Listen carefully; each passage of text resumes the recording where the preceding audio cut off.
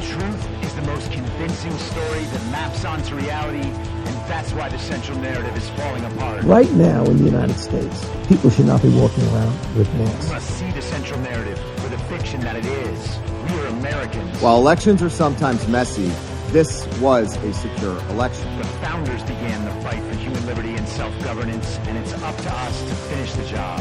I'll tell you what, we are in a truth emergency right now. This is the end game.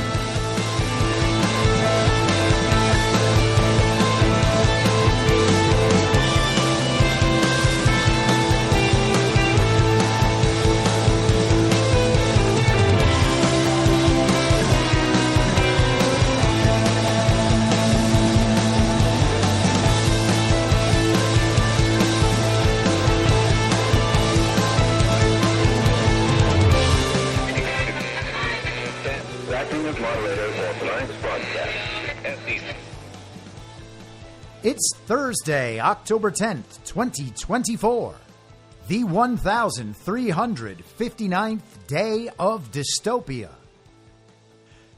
I'm your moderator, Chris Paul. Let's be reasonable. A warm welcome and hello to all of you listening through a paid subscription at imyourmoderator.substack.com.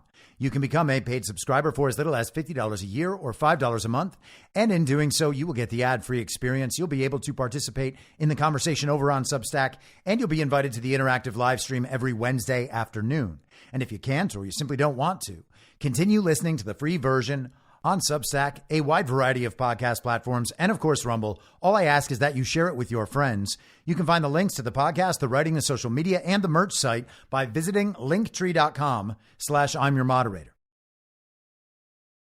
Anyone who understands the roller coaster we've been on these past few years knows we haven't reached the end yet, and there may still be hard times to come. And as we add $1 trillion to the national debt every 100 days, we could be headed for some shaky financial times. If you're like me, you're figuring out how to diversify and make sure some seeds are planted for whatever may come. And that's one of the many reasons I think Bitcoin is part of our future. But it's not only about money. Bitcoin looks to be a critical part of the next generation of technology, communications, energy, verification, and even national defense. I'd encourage everyone to do their research and do it now. And if you're convinced of the likelihood that Bitcoin is an essential part of our future, then you'll need an on-ramp. I recommend River. River empowers you to grow your portfolio without any unwanted surprises and eliminates third-party custodians, putting you in control of your assets. Open an account with no minimum purchase requirement. You can get your Bitcoin journey started with just $1. Visit partner.river.com/reasonable to create your River account today. That's partner.river.com/reasonable. Now, I know that many of you out there understand the need to diversify assets, or maybe you're looking to protect your retirement savings, but you're not quite there yet on Bitcoin, and you feel better about precious metals. I get that too. I think going in multiple directions is wise, and I do that myself. And when it comes to buying precious metals, you want to be working with a good company. And that's why I've partnered with Goldco. Goldco is a 6-time Inc. 5000 winner, 2022 Company of the Year, and they've helped people like you and me place over $2 billion in gold and silver. And I have gotten silver from Goldco. And right now they're offering my supporters up to $10,000 in bonus silver while supplies last. Don't pass this offer up. Go to reasonablegold.com now. This is your opportunity to protect you and your family from an out-of-control government before it's too late. So don't wait a second longer. Take action today. Click on the link in the podcast notes or go to reasonablegold.com now and get your free gold kit, your free IRA kit. You'll be glad you did. All right, so I want to get started today with something that we've discussed a number of times over the past couple of months, and that's the report compiled by the International Crisis Group in March of 2020 with the headline, Imagining a Resolution of Venezuela's Crisis. Now, as I've pointed out a number of times, the International Crisis Group is a global regime think tank chaired by Mark Malloch Brown. that has on its board George Soros and his son Alexander, among others. It partners with transnational banks like HSBC and transnational corporations, including and especially energy companies like BP, Chevron, and Shell. Venezuela, of course, is an oil and resource-rich nation that, under the leadership of Nicolas Maduro, is not on board with the global regime's plan. This is a country they must control, and it's not working out. Of course, that doesn't stop them. They believe they have a right to control Venezuela. We witnessed it this summer as we saw the color revolution playbook play out in Caracas and the claims that Nicolas Maduro had stolen his reelection. But going back to that report from the International Crisis Group, I just want to read the first paragraph of the executive summary. It says, since January 2019, Venezuela has had two competing presidencies and two starkly different views on how its political struggle should be resolved. It has also had one principal victim, a population exposed to a catastrophic human crisis. Over a year on, neither side has achieved its goals. President Nicolas Maduro remains in power. Crippling sanctions are still in place, and a solution hovers well out of sight. With the government feeling more confident, as shown by its 5 January seizure of the National Assembly, and the opposition harboring unrealistic ambitions of swift regime change, outside parties should consider stepping up their involvement, presenting a settlement that restores fair political competition, triggers an early presidential election, and incrementally lifts sanctions, and press their respective allies within the country to accept it as a basis for negotiations.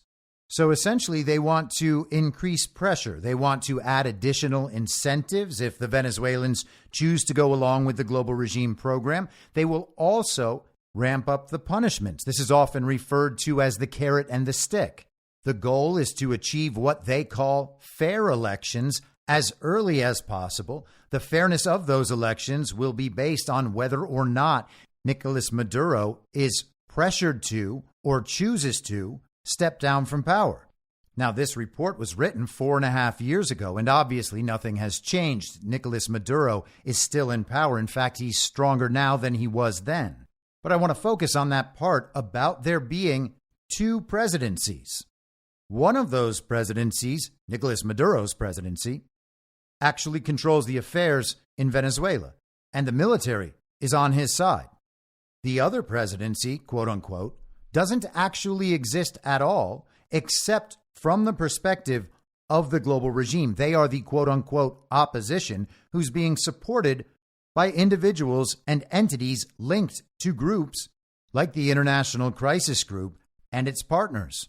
Just a couple of months prior to the publication of this report, Donald Trump at the State of the Union actually recognized the Venezuelan opposition leader Juan Guaido as the legitimate president of Venezuela. Now, I believe he did this as a meaningless concession to the global regime and a genius bit of narrative shielding, as my friend Burning Bright would say, that has lasted him until this day. There was a clip going around last week of Nicolas Maduro saying that he and Trump were supposed to meet, and he believes that if they had met, they would have been good friends, but they never met. Through moves like the recognition of Guaido, Trump is hands-off when it comes to Nicolas Maduro. His hands are clean. No one can blame Donald Trump for allying with Venezuela, because it's very difficult to make a compelling argument otherwise when he came out and formally recognized the opposition leader as the global regime wanted him to. We've seen a similar dynamic with a number of world leaders. But the key takeaway is that one of the presidents, quote unquote, is recognized by the global regime. That's the person they do business with. And that, quote unquote, president is enabled to exercise whatever power they can muster on behalf of the global regime. It's just a matter of how much power they're able to muster. Do they control the military? Are they seen by the people as legitimate? And that question could be rephrased in the framing discussed the other day. Do they have a public mandate? Or do their narratives constantly fail? Are they seen as clueless and feckless and unable to enact their agenda? Because what really matters is not who the global governing bodies recognize as the legitimate, in their view, president of a nation. What matters is who actually commands the power of that office in a given nation. And in that sense, there were not two presidents in Venezuela at that time. There was Nicolas Maduro and a quote-unquote opposition leader whose only ostensible claim to legitimacy was the support of the global regime, its money, and its propaganda media. I would argue, as I have before, that we are in the exact same situation here in the United States of America. The global regime, the moneyed interests, the international finance, and the global propaganda media all support the legitimacy of the fake President Joe Biden, who, we're told, achieved an utterly impossible 81 million real lawful American votes, despite being wholly unable to prove it. We are told Donald Trump lost, was removed from office, and is no longer president and no longer commander-in-chief, at least according to that same global regime. But in reality, is the military on the side of Donald Trump or the fake President Joe Biden and the global regime? And who has the public mandate? The fake President Joe Biden or Donald Trump? It's clearly Donald Trump, and we are in the process over these years of proving that, so that the American people understand what the American people collectively actually represent, minus the brainwashing, minus the psyops, minus the propaganda media, minus the fake elections. And so I want to talk about those fake elections today and what might follow, what must be done in order for Trump to become once again publicly recognized as the president and or commander-in-chief of the United States of America. And to frame this, I want to flash back to an interesting statement delivered at the end of Donald Trump's first term by Secretary of State Mike Pompeo.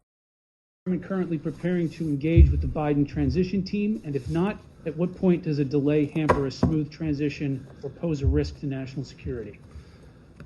There will be a smooth transition to a second Trump administration. All right? We're ready. The world is watching what's taking place here. We're going to count all the votes. When the process is complete, there'll be electors selected. There's a process. The Constitution lays it out pretty clearly. The world should have every confidence that the transition necessary to make sure that the State Department is functional today, successful today, and successful with the president who's in office on January 20th, mid-afternoon, will also be successful. I went through a transition on the front, and I've been on the other side of this. I'm very confident that we will do all the things that are necessary to make sure that the government, the United States government, will continue to perform its national security function as we go forward. So you believe there's widespread voter fraud, that the reports that we're getting from Pennsylvania, from Michigan, showing vote totals in massive leads or significant leads with 99% reporting are going to be overturned, and that the United States failed to conduct a fraudulent free election? Rich, I'm the Secretary of State. I'm getting calls from all across the world. These people are watching our election. They understand that we have a legal process. They understand that this takes time, right? It took us 37 plus days in an election back in 2000. We conducted a successful transition then. I'm very confident that we will count, and we must count every legal vote. We must make sure that any vote that wasn't lawful ought not be counted. That dilutes your vote if it's done improperly. Got to get that right. When we get it right, we'll get it right. We're in good shape. Should foreign leaders not be calling We're in good shape. President-elect Biden? A smooth transition to a second Trump administration. Was he talking about in January of 2021? Was he talking about in January of 2025? Or was he just wrong? Maybe Mike Pompeo had no idea what he was talking about, and there was never going to be a second Trump administration. People are very concerned about how, if the elections are still rigged, or the TV says that Kamala Harris, the fake vice president, won that rigged election, it's going to be impossible to transition to that second or third Trump administration. How is it going to happen? Is the military going to have to take over? And that, of course, assumes that the military hadn't already taken over, not when the entire Capitol was surrounded with a fence and soldiers. The military will have to take over sometime in the future to remove the already illegitimate Biden administration that operates out of fake White Houses. It's worth remembering that Donald Trump did not lose, did not concede. Neither the elections nor the electors were ever properly certified, and Joe Biden wasn't properly inaugurated. He has not carried out a real or legitimate presidency, and we are told that all the time by none other than Donald Trump, but everybody just assumes, well, that must be a euphemism because the television and the global regime tell me differently. And so we grovel and tremble in fear about losing an election, wondering if the fake President Joe Biden, who does not seem to possess any actual power or information right now, will just pass that torch to Kamala Harris. She will assume all his special fake presidential powers and rule us forever. Nothing can stop what's coming unless each and every person shows up at a local high school cafeteria or perhaps an NBA arena and presses a bunch of buttons on an iPad attached to a black box that forces the television to tell us we won. Nothing can stop what's coming unless we all admit the truth that our elections are fake. And not just a little fake, not just a little rigged. They are the same as they are in Venezuela. The system is operated by the same global regime trying to remove Nicolas Maduro from power. The same global regime that has no problem recognizing two presidents when the real president is someone who's not on their side, but calls us treasonous insurrectionists if we reserve the right to do the same. So let's discuss the current state of our elections and think about how we might transition out of this crazy period, because it must be something far grander than us just simply recognizing that Joe Biden is not now and has never been a real or legitimate president. It must be more complicated. We must get the courts involved. We must seek approval from higher authorities. We can't just determine these things for ourselves, can we? Let's start here with the Daily Mail from yesterday. Could Hurricane Milton stop Trump winning the election? Top pollster Craig Kashishian reveals how devastation in these key Republican strongholds could radically reshape the race. Now, we just went through a very similar narrative last week in regard to Hurricane Helene and those counties in western North Carolina that might have difficulty voting. Of course, they're all predominantly Republican counties. So that means if they're not able to vote, if it's a close election in North Carolina, and we're told that's exactly what it's going to be, well, then the regime might be able to steal North Carolina. And of course, the underlying assumptions in that statement are that North Carolina would otherwise be holding a real and legitimate election, that they actually count the votes properly, that it's a close race according to fake news polls, which we would have to then assume are true, and that the difference in the very real and very truthfully reported election results was created by the disenfranchisement of Western North Carolina voters due to Hurricane Helene. And of course, none of those things are true. North Carolina just has rigged elections. Their election results are going to be illegitimate no matter who is declared the winner there. Nothing can stop what is coming unless we fail to preserve the vote for those Republicans negatively affected by Hurricane Helene. And if you understand that these things are actually resolved at much higher levels than our digital manipulation of an iPad screen attached to a black box, it becomes readily apparent just how silly this is. Let's hear what the Daily Mail has to say about Florida, though. Nearly every modern U.S. presidential cycle has been upended by an unforeseen surprise of one sort or another. Oh, you don't say. There's always a narrative trick there right at the end that fully explains all of the election results, no matter what happened before. Wow, who could ever guess? In July 1972, Democratic presidential candidate George McGovern was shocked to learn after his party's summer convention that his running mate, Thomas Eagleton, had secretly received electroshock therapy to treat bouts of depression. That was enough to discredit Eagleton with the grand poobahs of the Democrat Party and help doom McGovern's campaign. Oh, yeah, of course that was it. 8 years later, I was working as a strategist for Ronald Reagan's 1980 presidential campaign when my bosses coined the phrase October surprise. They were concerned that our opponent, President Jimmy Carter, would transform the race by negotiating a last-minute deal with armed Iranian revolutionaries to release the 53 American hostages who had been held in Tehran for over a year. Of course, everyone wanted the hostages released, no matter what the circumstances, but it was our job to anticipate the potential political fallout of such an event. Honestly, this sounds like a confession. Now, in 2024, here we are again. It's early October, less than 4 weeks until the election, and there's another October surprise in the making. This one is not man-made. Right, totally. Who would ever assume a hurricane was man-made? It is not the result of an unforced error by a candidate behaving badly. It is an act of God bearing down on the critical swing state of Florida.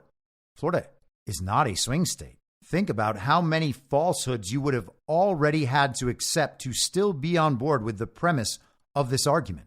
The author emotes about how much he cares for hurricane victims and then says, but it is my job to consider what may happen. And I've concluded that Milton may be a game changer come November 5th. Let me explain. In the 2020 election, Donald Trump defeated Joe Biden in Florida by over 370,000 votes, which equates to barely 3 percentage points. And that's strange because Ron DeeSantis absolutely blew out Charlie Crist in the 2022 midterms despite receiving fewer votes than Donald Trump did. Isn't that amazing? But those 3 points, Kashishian says, were a decent margin in the Sunshine State, but not a dominant one. Trump won in 2020 in part by running up the Republican tally in ruby red GOP counties like Pasco, Marion, and Sarasota near Tampa. Big turnouts in those Republican strongholds offset Democrat wins in blue regions of the state like Miami-Dade County in Florida's southeast. And those are not strong blue areas like they were. But now Hurricane Milton is blowing its way right into the heart of Florida, and places like Pasco and Sarasota lie directly in its path. The author then goes through his data-based argument, including data about the population, which is falsified, about voter registrations, which is falsified, and about prior election outcomes, which were falsified. But if you assume that all that data is true and this author is making a direct argument in good faith, which he's not, then maybe you can get on board with what he's saying. Maybe the potential devastation would be enough to change the election outcome. Let's jump down to the end where he ties it all up for us.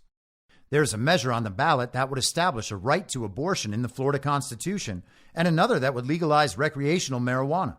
Many of my fellow Republican strategists underestimated the electoral impact of abortion measures on the ballot in the 2020 midterms, and I think he must have meant 2022, as they predicted a red wave for the GOP across the country. And so recall that narrative. They rigged and stole elections on ballot measures on abortion, and then used those rigged and stolen election results to justify and rationalize other rigged and stolen election results, and then blamed it all on MAGA. The author assumes the full legitimacy of our elections, including and especially those ones on the abortion measures, saying the GOP underestimated their impact and never achieved the red wave everyone thought would be coming.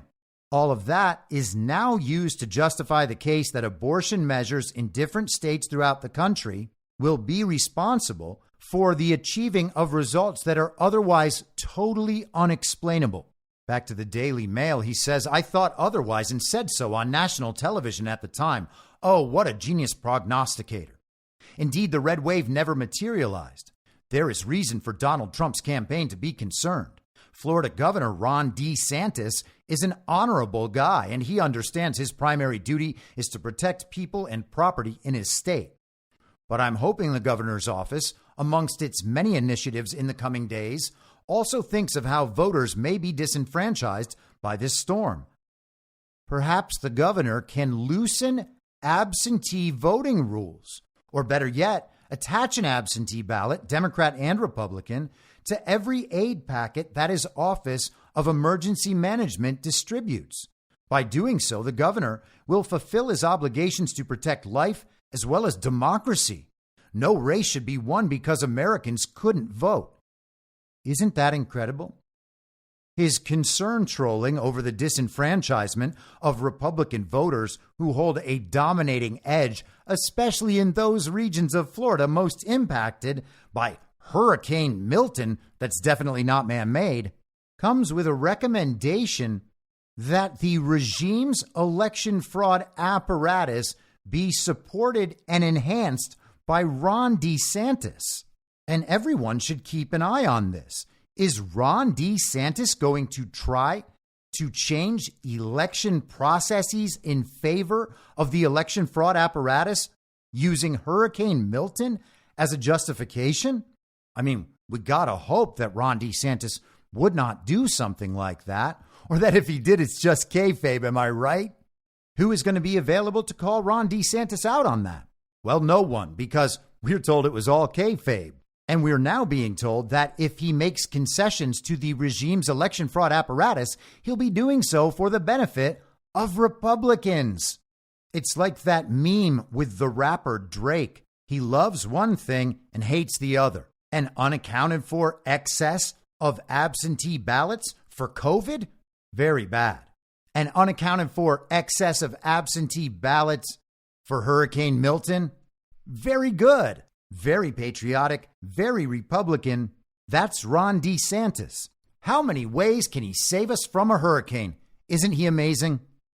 Let's go to Reuters from Monday. Republicans lose bid to block Pennsylvania voters from curing mail-in ballots.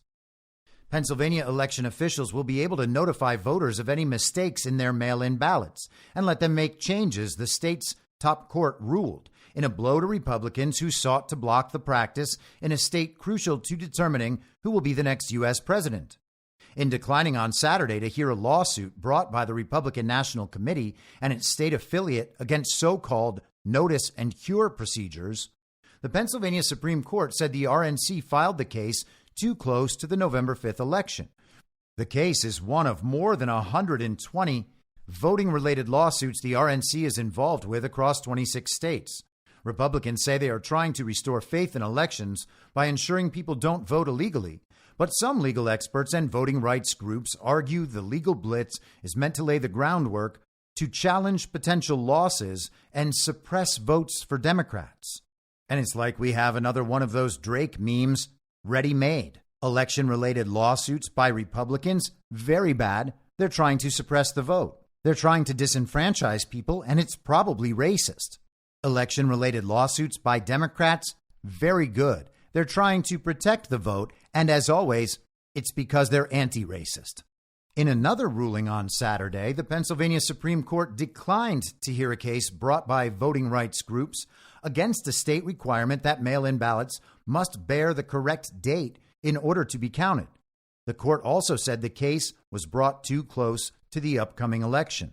In asking the court on September 18th to block county election boards from adopting notice and cure procedures, the RNC argued that the state's legislature had not granted the local boards the authority to adopt them.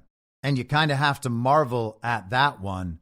The boards don't have the authority to adopt these new rules. That's what's being argued. And the courts are like, it's just too close to the election. Sorry, the date on the calendar of this fake election is more important than whether or not the election to be held will be constitutional. Because here's the thing, none of them are. So why even fight it? In a September 20th court filing, the DNC and its state affiliate argued that the state's election laws indeed gave local boards the authority to implement such measures, and said the ruling the Republicans sought would prevent local officials from facilitating voter participation. Charles Lutvak, a spokesperson for Harris's fake campaign, in a statement called the Pennsylvania Supreme Court's decision a victory, not for Democrats, but for our democracy. And I always love a Reuters article because at the very bottom it always has a link to their standards, the Thomson Reuters Trust Principles. Reuters, a newswire that's a fully owned subsidiary of the global regime, has trust principles. Therefore, it is totally unbiased and everything printed in Reuters is 100% true. Let's shift to the Democracy Docket, the website of Uniparty lawfare attorney Mark Elias, formerly of Perkins Coie, the lawsuit representing Hillary Clinton and the DNC during the Russia hoax. In fact, Mark Elias and Perkins Coie were directly involved in the Russia hoax and named in Rico Grande, the Trump civil RICO filing that we discussed just a couple of weeks ago. The headline yesterday, judge dismisses case asking Governor Kemp to investigate Georgia State Election Board. A Fulton County judge dismissed a lawsuit Wednesday from Georgia Democrats asking Governor Brian Kemp to hold ethics hearings on the conduct of the MAGA members of the state election board. State Senator Nabila Islam Parks, former Fulton County Election Board Chair Kathy Woolard, and Georgia State Senate candidate Randall Mangum filed formal complaints against 3 members of the board in August after they passed controversial election rules. The controversial election rule, by the way, was one demanding that the ballots actually be counted to guarantee the number of ballots coming in and the reported number of ballots going out were fully reconciled. That's what they don't like. The judge ruled that a private citizen can't just designate something as a formal charge that the governor has to look into, and that formal charges must be derived from an investigation, according to reporting from the Atlanta Journal-Constitution. This aligns with Attorney General Chris Carr's guidance in a September 6th opinion, where he stated that formal charges indicate, quote, the requirement of something more than simply a generalized grievance brought by a member of the public. One of the Democrats' complaints against the board members was that they voted to pass rules that, quote, favor one political party and its candidates over others in violation of the ethical requirement that board members never engage in other conduct which is unbecoming to a member or which constitutes a breach of public trust. Multiple lawsuits have been filed against the state election board over the last month, challenging rules the board passed that could delay election results and certification. A group of Georgia Democrats who are pursuing ethics charges against 3 MAGA Republican members of the Georgia State Election Board are suing GOP Governor Brian Kemp over his failure to hold a public hearing in the matter. So they are attempting to go after the members of the board for ethics violations because they did something related to the election in their capacity, in their job, that ostensibly makes it more difficult for the election fraud apparatus to function. These Democrats seem to be threatening the integrity of our democracy and our elections. Under Georgia law, when formal ethics charges are filed with the governor, alleging a violation of state laws governing the conduct of public officials and employees, the governor is required to conduct a hearing, quote, for the purpose of receiving evidence relative to the merits of such charges, end quote. The lawsuit says Kemp hasn't performed this duty. The plaintiffs are asking the Fulton County Court to compel Kemp to refer the charges to the Office of Administrative Hearings for a hearing on the ethics complaints. But Kemp's office indicated that the plaintiff's ethics complaints, all of which are included in the lawsuit, aren't formal charges. In a statement to Democracy Docket, a spokesman said the office doesn't comment on pending litigation, but added that, quote, there have been no formal charges filed that would trigger the governor's statutory authority to take action on these matters. As he has done in the past, the governor will follow the laws and the Constitution of our state. Skipping ahead. In Tuesday's complaint, the plaintiffs say 3 board members changed rules and regulations, quote, to favor one political party and its candidates over the other, end quote, violating the ethical requirements we just went through above. The ethics complaint accuses the members of violating the state's open meetings law and ignoring counsel from the state attorney general's office when it held a July 12th meeting without public participation. Parker's complaint included in the lawsuit also accuses the members of illegally coordinating with the Georgia Republican Party and helping to aid former President Donald Trump in winning the state. So, as usual, this is a case of really just inconceivable levels of projection. The people who change election laws routinely to affect the desired outcomes on behalf of the Uniparty, on behalf of the global regime, are accusing these officials of doing the same to benefit Donald Trump in a traditionally red state that was rigged and stolen for Donald Trump, that he certainly won by a lot, a state that, we are told, re-elected Governor Brian Kemp by an 8-point margin in the 2022 midterms. Counting the number of ballots when they come in is presented as an effort to help Donald Trump win the election. And so consider just for a second, the answer will come to you immediately. Under what sort of circumstances would counting the ballots be considered an effort to help one party's candidates over the other? Oh, yeah, that circumstance is when the election is already rigged and stolen on behalf of the entities claiming counting the ballots is a partisan manipulation. Let's go to Zero Hedge on Tuesday. Texas demands Biden-Harris verify nearly 500,000 unverified voters. Texas Attorney General Ken Paxton has demanded that the Biden-Harris administration turn over data to verify the citizenship status of nearly 454,289 registered voters in Texas. That, my friends, is extraordinary. Nearly 500,000 voters on the Texas voter rolls need their citizenship status verified? How is something like that possible? Well, it was probably just a series of 454,289 human errors, or maybe computer glitches. Or, hey, maybe, just maybe, the system was set up to produce exactly that situation. Why would they do that sort of thing? I mean, it can't be because elections are fake and they're trying to justify rigged and stolen election outcomes. Perhaps we should engage a government panel to study this for the next 10 years and let us know sometime in the future how something like this could happen. I'm sure the answer will be convoluted and complicated and not really an answer. In a letter addressed to U.S. CIS Director Jadu on Monday, Paxton raised concerns that these individuals may have unlawfully registered to vote without having their citizenship status confirmed. Paxton requested Jadu's assistance in identifying non-citizens on the voter rolls to ensure only eligible voters cast ballots in the 2024 presidential election, which is expected to be close. In a post on X, formerly Twitter, Texas Attorney General Ken Paxton wrote, "I demand full cooperation from the federal government to ensure that any non-citizens remaining on Texas's voter registration rolls are identified. The Biden-Harris administration is legally obligated to assist states in doing so, and it is imperative that we use every tool available to uphold the integrity of our elections." Paxton's request follows an investigation by his office and Secretary of State Jane Nelson, which found individuals who registered to vote without providing a state driver's license or other state-issued identification. This, Paxton argued, made it near impossible for state officials to verify these individuals' citizenship. It is not immediately clear when these individuals were registered to vote.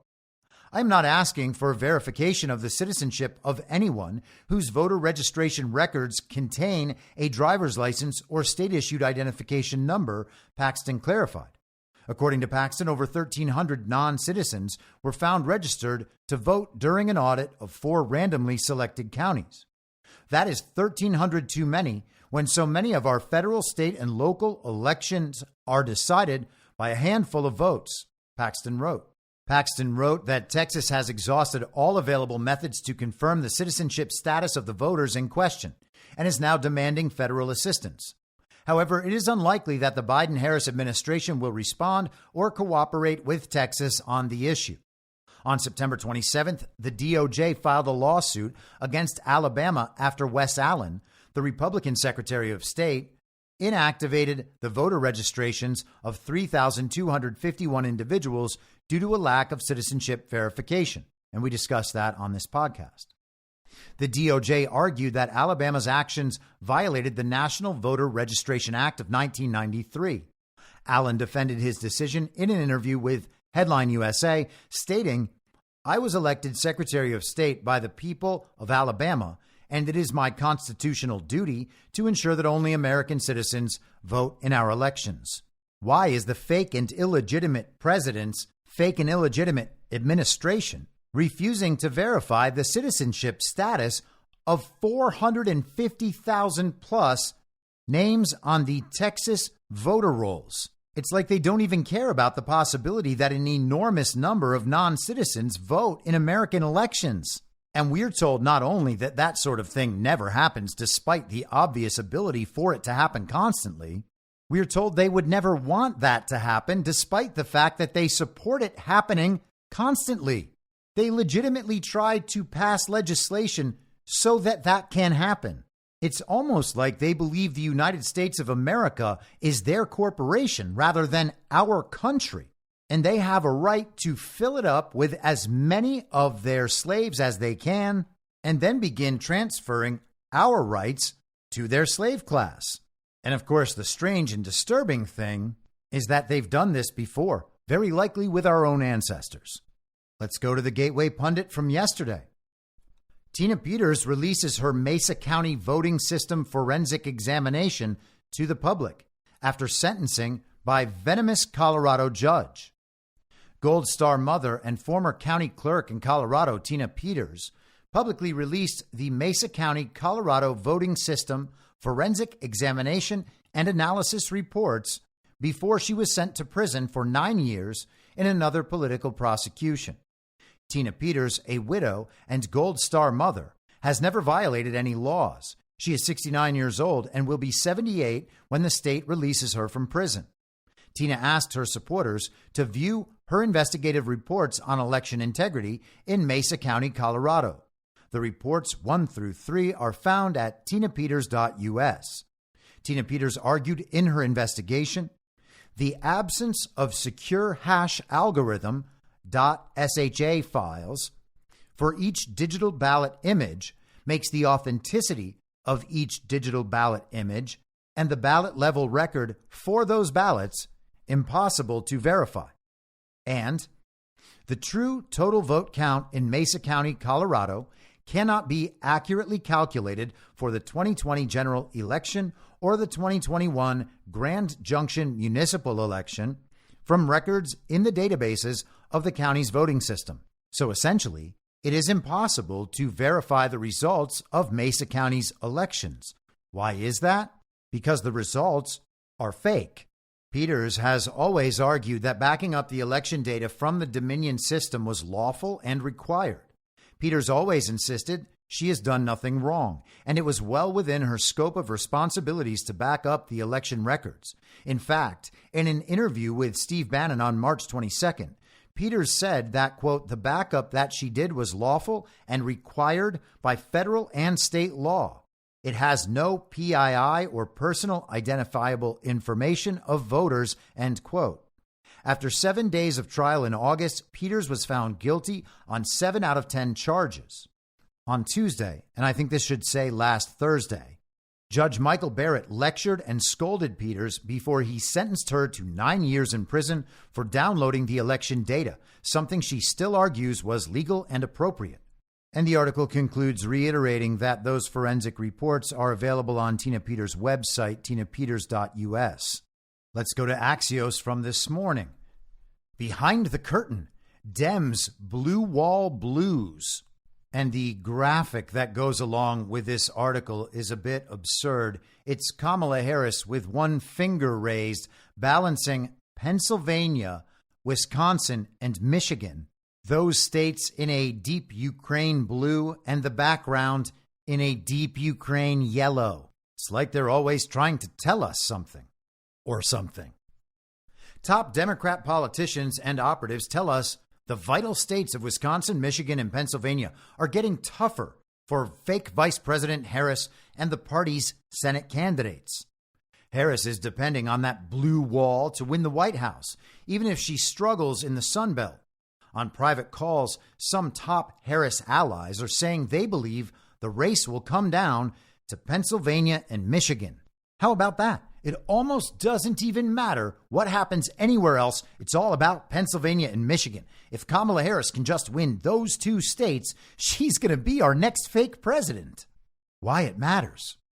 There's growing worry among Democrats that Harris seems stuck, even sliding a bit, after a strong start to her young presidential campaign. Her media blitz, heavy spending, and largely favorable coverage don't seem to be moving the needle much, if at all, these Democrats say.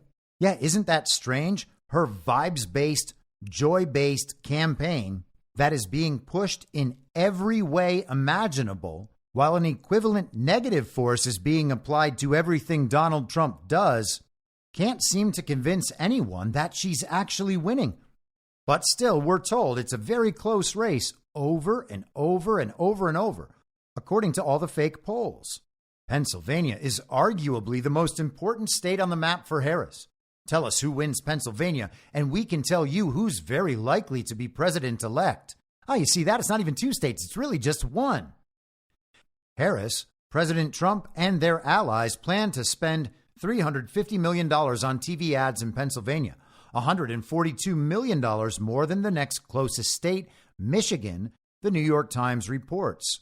Oh, yes, TV ads. They're what convince people to go out and vote for someone who they weren't intending to vote for. Or people just see those ads all the time, so when they are told that Kamala actually won the state because of how significantly she outspent Donald Trump, they'll say, yep, it's always worked that way. It's always been about those television ads. And Kamala Harris's ads, I just couldn't get enough of them. They reminded me how much I truly hate Donald Trump. And because I know from all those Trump signs everywhere that everyone else hates him too, those ads must have made the difference. Trump returned to Butler, Pennsylvania, the site of the first assassination attempt, for a massive rally with Elon Musk on Saturday, and held double headers Wednesday in Scranton and Reading. Harris is heading to Erie for her 10th Pennsylvania visit on Monday, and her campaign says it knocked on 100,000 doors in the state on Saturday alone. Wow, she's crushing it. Michigan is the most complex swing state, where Democrat erosion among union members, Arab Americans, and young men all collide. It has one of just 3 Senate races the Cook Political Report rates as a toss-up, along with Ohio and Wisconsin. Wow, how about that? They can get 2-for-1s on the steal in Michigan and Wisconsin and get that corrupt old commie incumbent Sherrod Brown over the hump in Ohio. Those are the close ones. Last month, Representative Alyssa Slotkin, who's running for the Senate in Michigan, warned donors that her internal polling showed Harris was underwater in Michigan. In Wisconsin, Cook this week moved the re-election race of Senator Tammy Baldwin to toss-up from lean Democrat. Axios sneak peek last week scooped that Democrat insiders suddenly fear they could shockingly lose the critical contest. Trump on Sunday visited Wisconsin for the 4th time in 8 days. All that leaves Democrats along the blue wall desperate for traction, with Election Day now 26 days away. The Quinnipiac poll on Wednesday declared that the blue wall shows cracks as race tightens, with Harris slightly ahead in Pennsylvania and Trump holding an edge in Michigan and Wisconsin. A Detroit News poll this week said the vice president, quote, appears to have gained momentum, end quote. In Michigan, with a 3-point lead over Trump, the poll shows 65% of Michiganders believe Trump's tariff plan would raise consumer prices. And of course, that is preposterous. Not only the premise that the tariffs would raise consumer prices, but also that 65% of Michiganders believe that. Or that even if they did, that would convince them to support Kamala Harris. Even this notion of a blue wall is ridiculous. Trump won all those states in 2016, and he won them all in 2020, at least on Election Day. Then, of course, overnight and throughout that post-election period, they were reported to have been won by Joe Biden from his basement, and then the lawfare apparatus sprung into action, led by Mark Elias, to support the quasi-legal justification for the impossible results that were reported. Back to the article. Reality check. Considering both polls' margins of error, it's all a big statistical tie, which top officials in both parties tell us is the true state of the race. You get that? Top officials said it's really even closer than the polls show. And if you don't believe the fake polls and unnamed top officials, you're a conspiracy theorist. A Harris official tells us the campaign, quote, always expected the blue wall to be this close, end quote. The official reminded us that during the Democrat convention, at the height of the Dems' sugar high, campaign chair Jen O'Malley Dillon said again and again, this would be a margin of error race. We are dealing with a polarized electorate, cycle after cycle. The pool of true swing voters just gets smaller and smaller, the official said. Axios is also telling us today, by the way, that the Democrats' hopes to remain in control of the Senate are relying on good news in long shot races, including ratings changes in their favor in Texas and Nebraska. So we're being told that the Democrats are going to flip Senate seats in Texas and Nebraska. How rigged and stolen would elections have to be for Democrats to win Senate seats in Texas and Nebraska? It's just so silly. Ted Cruz is going to be defeated by some guy named Colin Allred. We are supposed to believe that is possible. But hey, elections are fake, and the illegitimate administration is refusing to verify citizenship status for over 450,000 entries on the voter rolls for some reason. But let's take a step and think about this article for a second and what it is actually meant to convey, what it's meant to convince us, what it wants us to believe. Because this article was being shared this morning as good news. Kamala Harris understands that a whole slew of states are just slipping from her grasp. What about Arizona? What about Georgia? What about North Carolina? Well, don't worry about any of that. All we need to do is get Michigan and Pennsylvania. That's what the election's going to come down to. Two of the states they are most adept at stealing, where the election fraud apparatus has been in place the longest. States controlled by Democrat officials who are already on the hook for multiple rigged and stolen elections in a row. The election is not about convincing the American people in all 50 states that you should be the president of the United States of America and will take office with the intent to serve the American people. No. What you have to do is just get the ball over the goal line in two states. Two of the states with the worst elections in the country.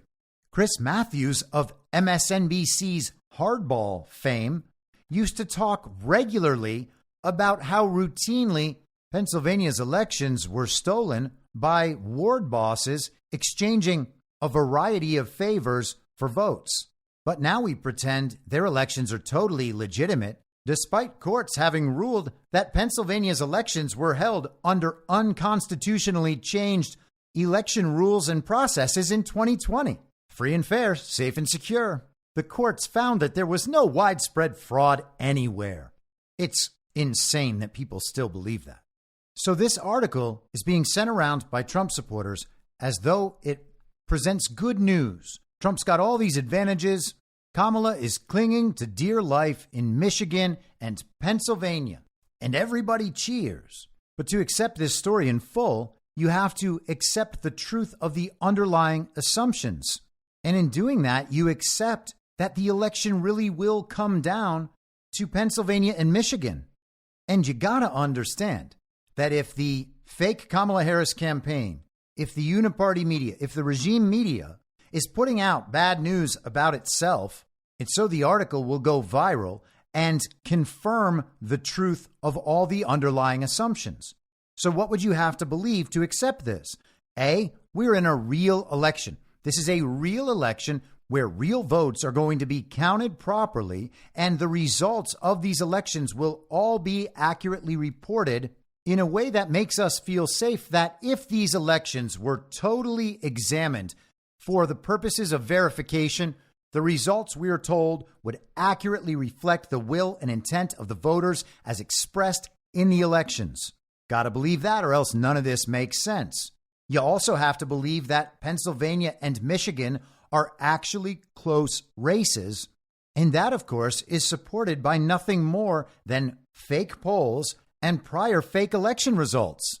And in doing this, we allow the uniparty and their media to redefine winning the very real 2024 election to mean the TV declares a Kamala Harris victory in Michigan and Pennsylvania.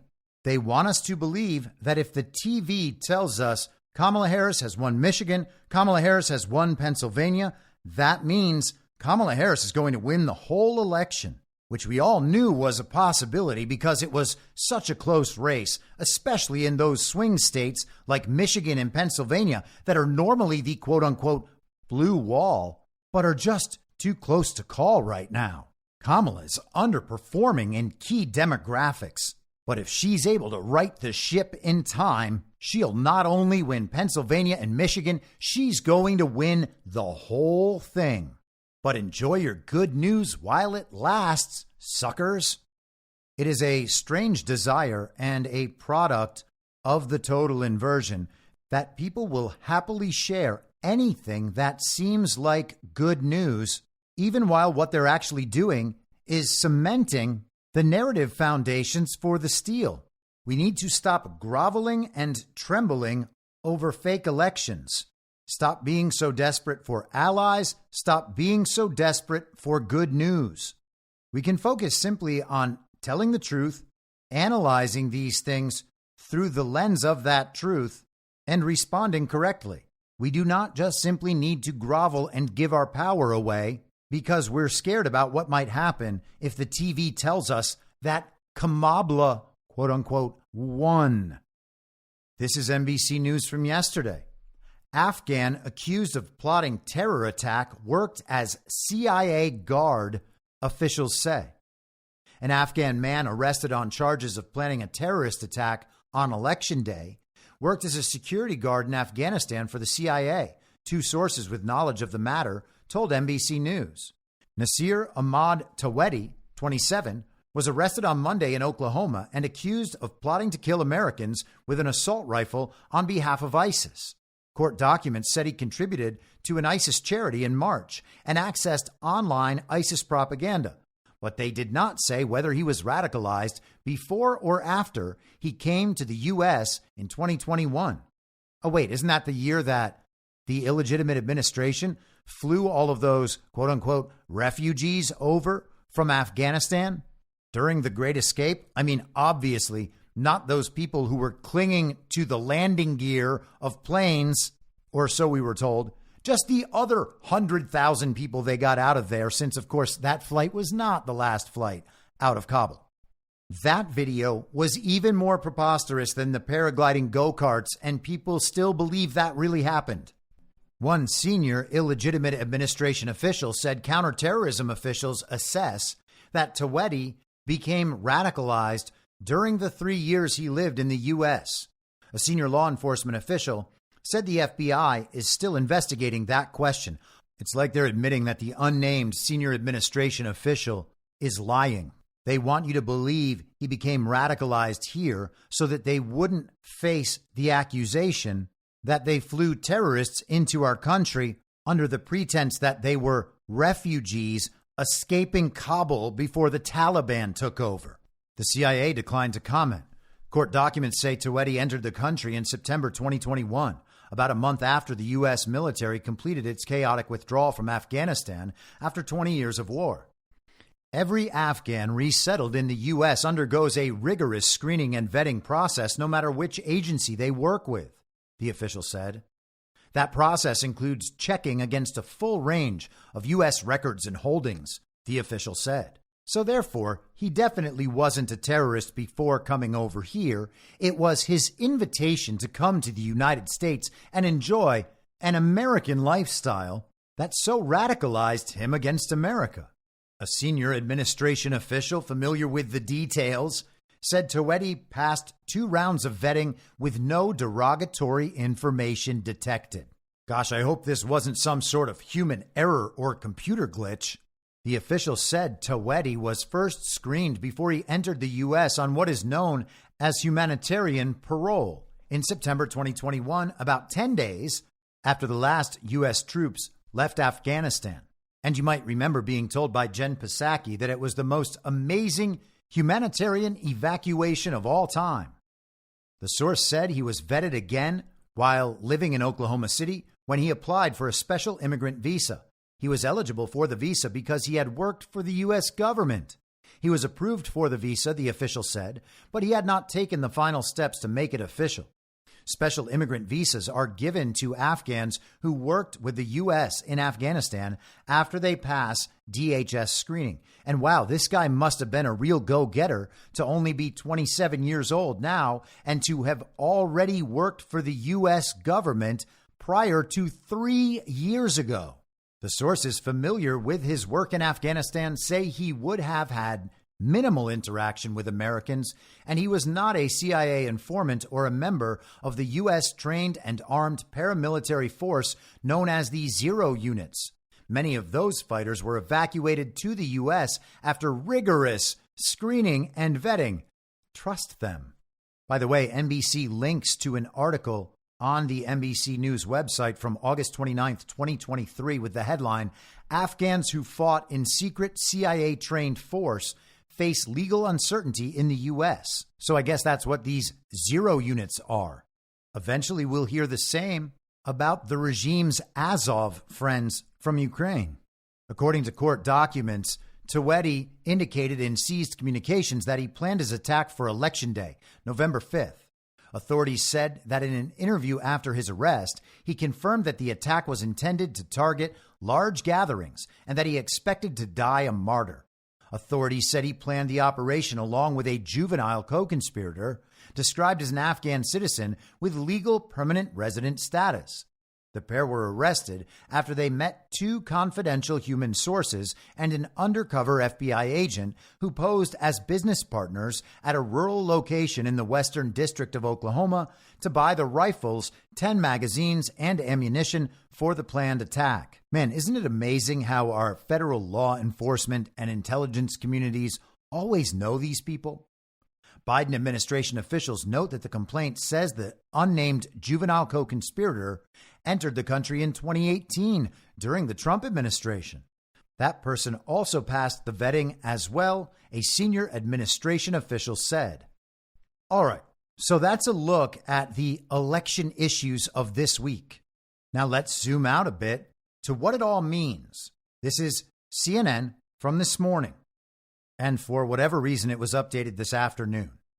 As Trump delays transition process, Biden and Harris teams push forward with post-election planning. What in the world? Trump is delaying the transition process? How strange. Former President Donald Trump's team has blown past a pair of key deadlines for his presidential transition in a break from precedent that could have long-term national security ramifications. Oh no.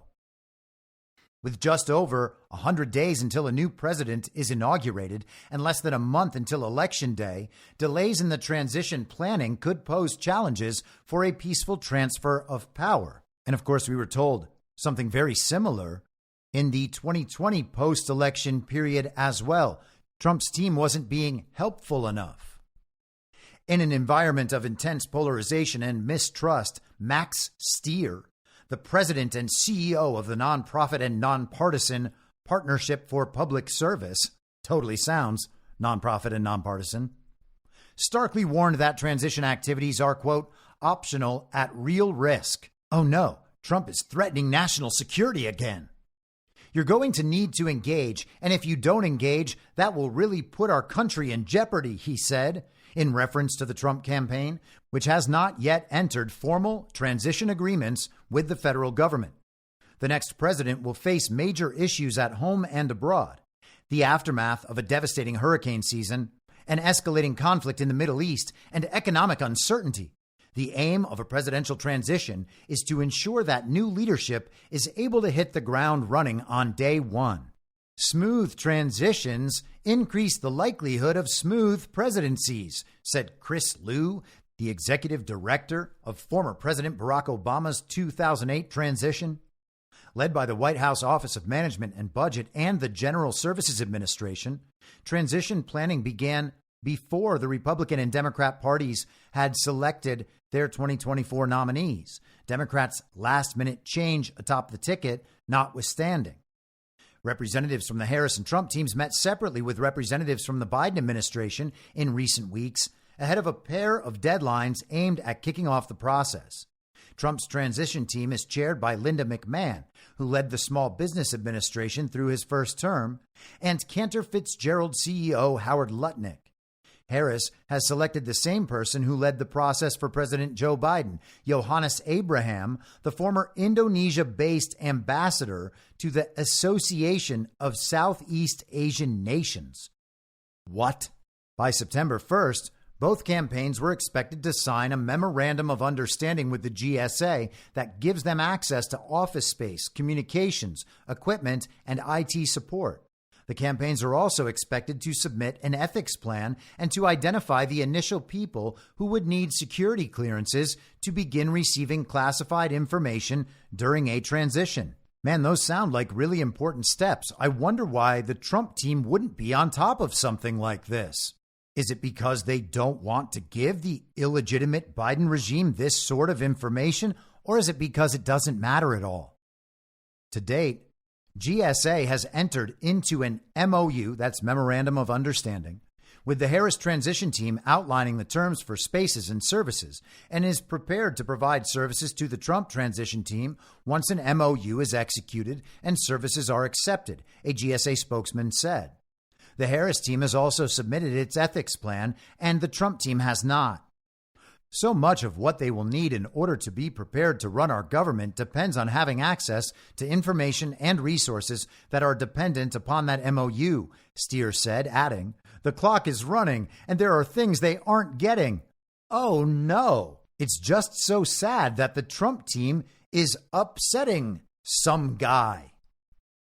The Trump campaign did not respond to CNN's requests for comment. The federal transition coordinator, a White House spokesperson, told CNN, is actively working with the former president's transition team to complete its MOU. Oh gosh, hopefully they'll get it done sometime. By October 1st, both the Harris and Trump campaigns were expected to sign a separate memorandum of understanding with the White House, detailing the terms of access to agencies, including personnel, facilities, and documents. Man, does the Trump team just not want that stuff or something? And by the way, what White House are they referring to? Are they just using the euphemism for the illegitimate Biden administration, or are they referring to something emanating from that actual building?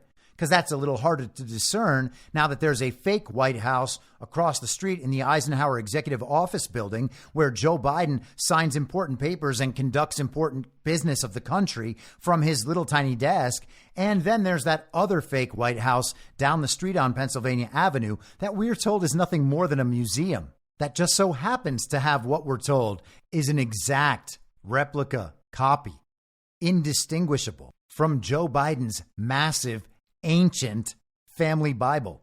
Now, I would never imply that that space was copied so exactly so that they could simply film their scenes there rather than attempting to gain access to the actual White House, which for some reason seems really difficult for the fake president. I would never say anything like that because that sounds like a conspiracy theory, even though it is just a perfect recitation of actual facts about our situation. The Harris campaign and the quote-unquote White House completed their MOU shortly after the October 1st deadline. Whoops, I guess.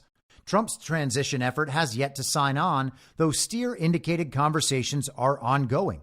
Why does this guy at the nonprofit, nonpartisan Partnership for Public Service have such insight into all of this? Skipping ahead. Career officials, of which there are more than 2 million, generally serve from administration to administration, while political appointees, of which there are about 4,000, serve under one president and resign at the start of a new administration, though they can stay if asked by the new team.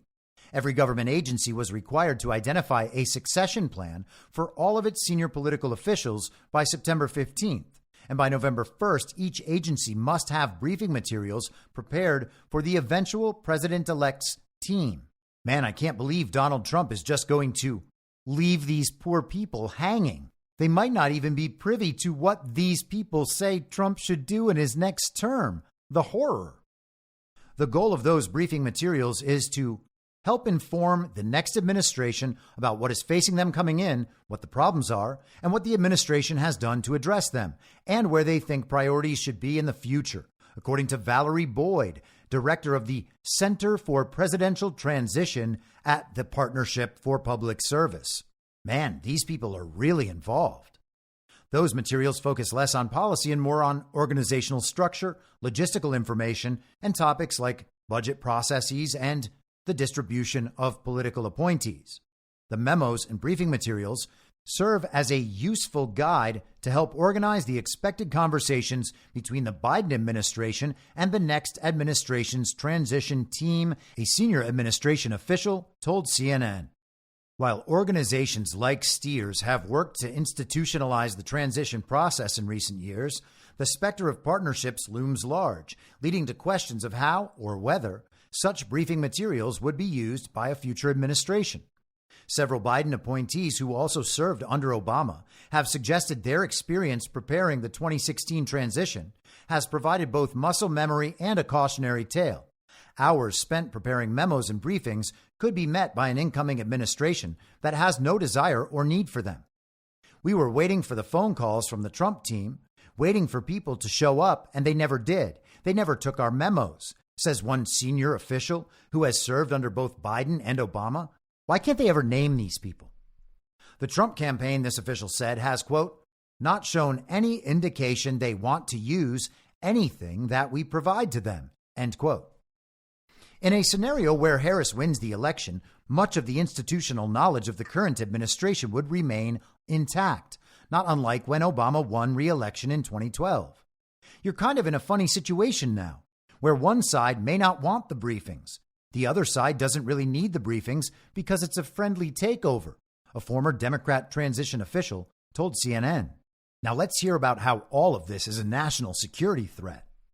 In 2020, as the Supreme Court awaited a recount in Florida, neither George W. Bush nor Al Gore's teams were participating in a transition, something the 9/11 Commission report found was a contributing factor to the September 11th, 2001 terror attacks. Congress enacted some changes to the Presidential Transition Act to address this matter in 2022, shifting some responsibility away from the GSA. Wait a second. The illegitimate Biden administration, with the help of the illegitimate Congress, made changes to the Presidential Transition Act in 2022 to address some obviously fictional nonsense stemming from September 11th? Who would ever buy something so absurd? And by the way, are they just disgracing the memory of all the victims of the September 11th, quote unquote, terror attacks by exploiting their loss and the country's loss to change the laws in ways that help the uniparty? I would say yes, but of course, I'm a conspiracy theorist. Back to the article. If the election's outcome is unknown for 5 days, the revised law states that access to federal agencies will officially open up to more than one eligible candidate, meaning that both Trump and Harris's teams would participate in transition activities. I mean, unless, of course, they don't want to, I guess. Federal agencies need to be prepared to provide equal access to information to two candidates' teams if the election outcome is unknown on November 10th, said Boyd. And I guess we're supposed to assume that that remains true despite the election being fake. Trump has also indicated that he plans to enact sweeping changes for career officials in federal government, including changing thousands of those jobs into politically appointed positions, CNN has reported. Policy experts have warned that federal workers could be fired unless they put loyalty to Trump ahead of serving the public interest. Well, it's not loyalty to Trump that MAGA is concerned with. It's loyalty to the United States of America. These officials have not shown that in any respect. They have shown that they are only loyal to the power of the uniparty bestowed on the uniparty by the global regime. They work to implement an agenda that is adverse to the priorities of the American people. The extent to which they work in the public interest at all is the extent to which the uniparty is able to convince the American people that any of their agenda is actually in the public interest. Those experts warn that the moves would hollow out and politicize the federal workforce, force out many of the most experienced and knowledgeable employees, and open the door to corruption and a spoils system of political patronage. Well, that sounds very scary, those experts. but we're just going to take our chances. One key question facing Harris, should she win, is if or how she plans to leverage the existing political appointees, including cabinet officials from the Biden administration. Wait a second. Is the entire illegitimate Biden administration just going to stay there because they could never possibly be confirmed again? And because the federal government might just end up being dissolved? Nah, that can't be it. Everything is just still working fine, as the television says. There are some strong reasons why continuity would help her, including the fact that if you're a Senate-confirmed leader in the government and the Biden administration, you do not have to be reconfirmed for that position in a potential Harris administration, Steer said. Oh yeah, that is the reason. Given expected tight margins in the Senate, that could have advantages for Harris. Man, it's really starting to sound like they're creating a premise to shut down the elections and just keep their government in power, just like the same people did with their government in Ukraine. Or, so we're told. The article concludes this way. 3 people familiar with the vice president's planning said that her transition apparatus will not be making personnel decisions before the election, acknowledging that the composition of the Senate will have significant bearing on whom she selects for certain roles.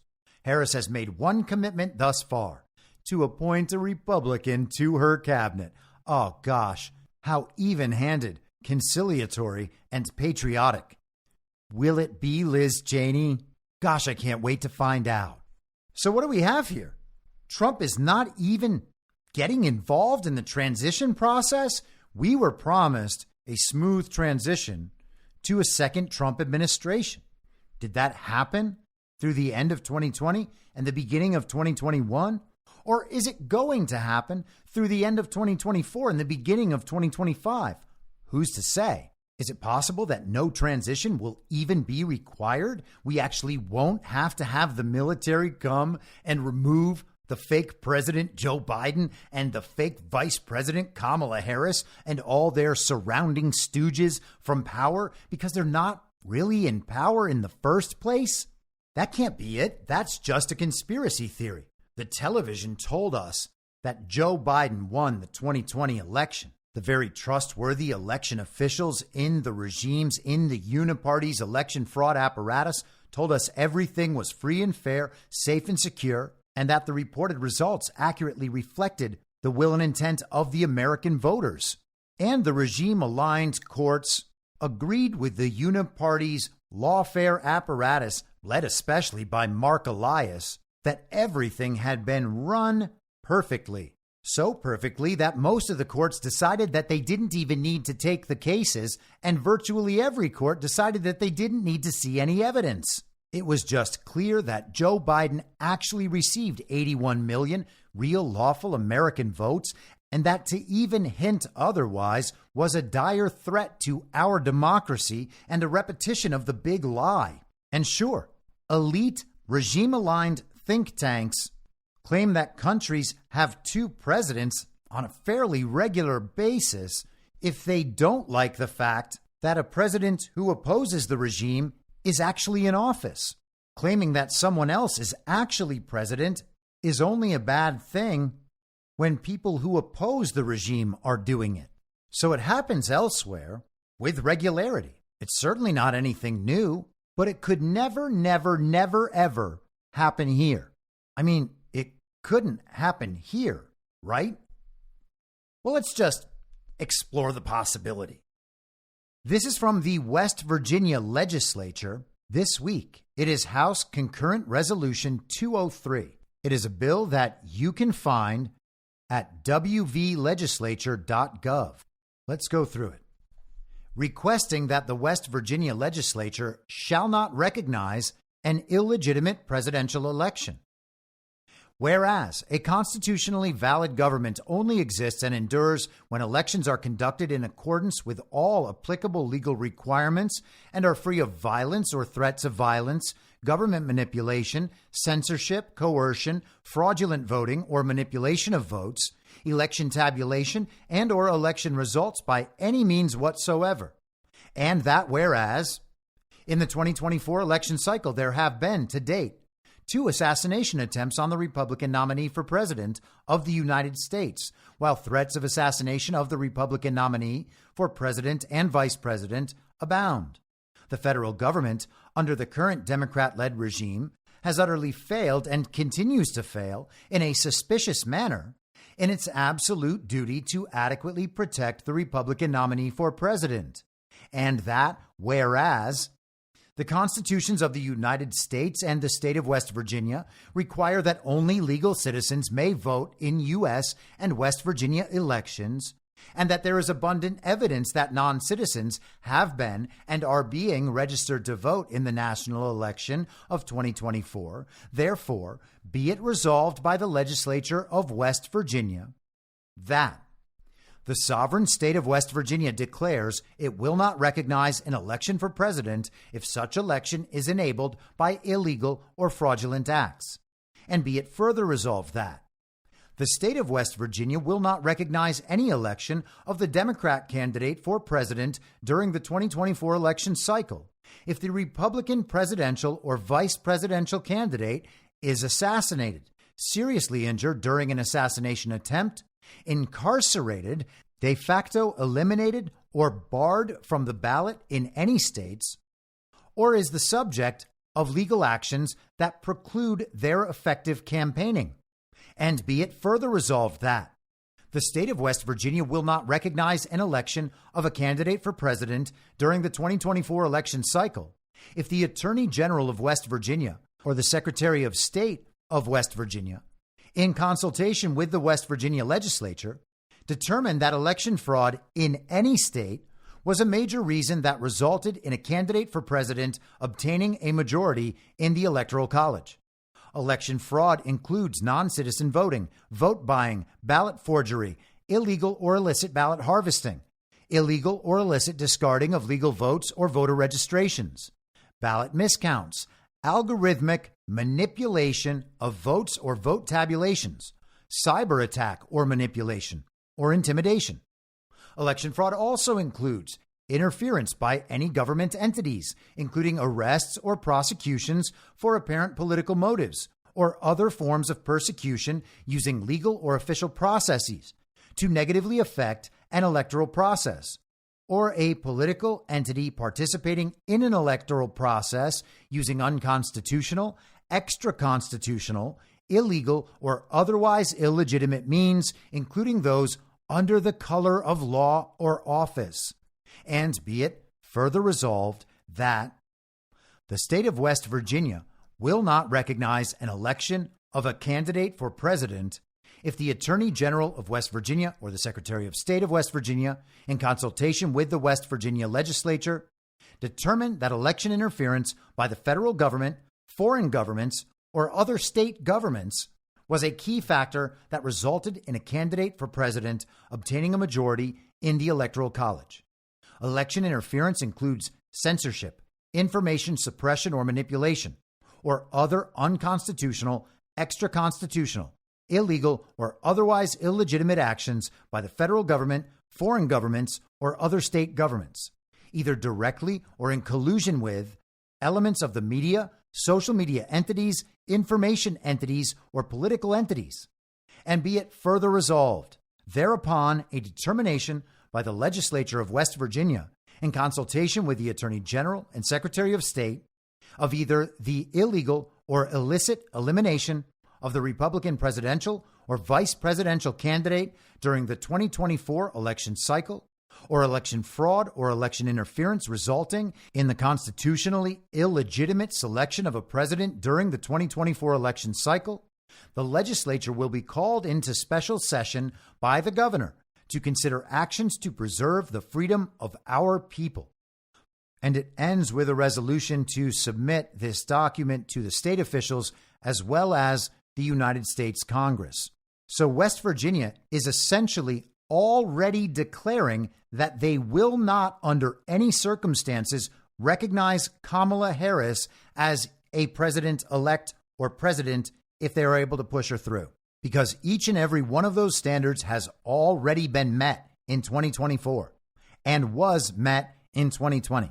And we are just assuming that all of the states across the country recognized Joe Biden's legitimacy as president in 2020 and 2021, simply because the television has not told us otherwise, and because if something like that happened, it wouldn't have been revealed publicly. Now, I'm not trying to prove to you that this is already the case for the 2020 election in West Virginia or any other state. I am only proposing the possibility because each and every one of these standards is met not only this year in this fake election cycle, but was met in 2020, which unfortunately was also a fake election cycle. So how about that? The state can just declare that the uniparty's selection for the winner of a fake election will not be recognized as legitimate and therefore will not ever be recognized as president. Isn't that a threat to our democracy? No, it's just a state reclaiming its own sovereignty under the Constitution. But here's the thing. Neither the federal government nor the government of the states can claim any right not already possessed by the people and delegated to the government. That is at the heart of the 10th Amendment in the Bill of Rights under our Constitution. Aside from a blatant use of force against the states, how can the federal government compel the states to recognize its legitimacy? Outside of a use of force, I would assume that the only other way they could do that is by cutting off federal funds. So I guess West Virginia would have to be prepared to forego federal funding. What would happen if a number of states did this? Trump is already advertising a step-by-step process by which the federal income tax will be eliminated. Federal funding is generally apportioned based on state populations, and those are, of course, inflated massively by adding illegal aliens to the total. And a lot of the federal funding is going to dry up already because Trump is talking about eliminating a slew of agencies and entire departments like the EPA and the Department of Education. And I would imagine that the Department of Homeland Security is probably at the top of the list. So would states be depending on federal funding that they already can't depend on? And if that's the only leverage, if that's the only threat outside of overt state violence, how would this corrupt and illegitimate federal government bring the states to heel? The 10th Amendment reads as follows. The powers not delegated to the United States by the Constitution, nor prohibited by it to the states, are reserved to the states respectively or to the people. But it starts with the people, and the people convey and delegate the powers to the states, and then collectively they convey and delegate powers to the federal government. But the state has no rights not possessed by the people. If the state can deem that the federal government is illegitimate, so too, certainly, can the people. The 10th Amendment does not allow governments to exercise rights not possessed by the people. This is not new. Our founders told us this. Thomas Jefferson demanded it of us. We hold these truths to be self-evident, that all men are created equal, that they are endowed by their Creator with certain unalienable rights, that among these are life, liberty, and the pursuit of happiness, that to secure these rights, governments are instituted among men, deriving their just powers from the consent of the governed, that whenever any form of government becomes destructive of these ends, it is the right of the people to alter or abolish it, and to institute new government, laying its foundation on such principles and organizing its powers in such form as to them shall seem most likely to affect their safety and happiness.